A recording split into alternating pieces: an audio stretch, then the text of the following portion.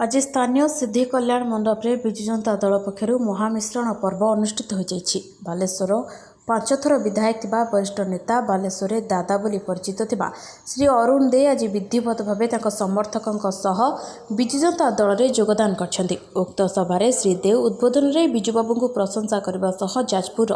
भूतपूर्व जनता दल रो नेता तथा विधायक प्रणव प्रकाश दास पिता अशोक दास और आलीर पूर्वतन विधायक तथा आलीर विधायक प्रताप देव का पिता शरद देव और माता सुश्री देवी राजनैतिक संपर्क विषय में बखाणी। उक्त कार्यक्रम में पूर्वतन सांसद तथा जिला सभापति इंजीनियर रवींद्र कुमार जेना, बालेश्वर बीजेडी पर्यवेक्षक तथा मंत्री प्रताप जेना समेत जाजपुर विधायक तथा बीजेडी हेवीवेट नेता प्रणव प्रकाश दास, आली विधायक प्रताप देव,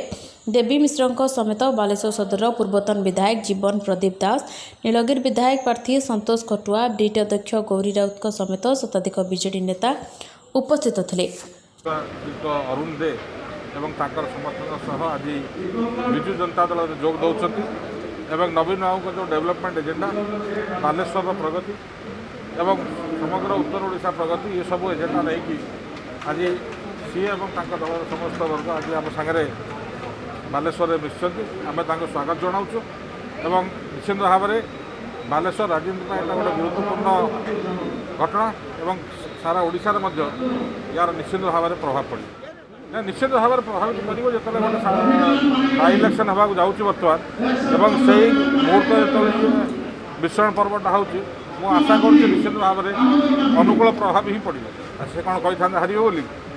सी भी कहे आम जितबे आम भी कह जितब कांग्रेस भी कहे जितबे निर्धारण करेंगे बालेश्वर निर्वाचन मंडल जनसाधारण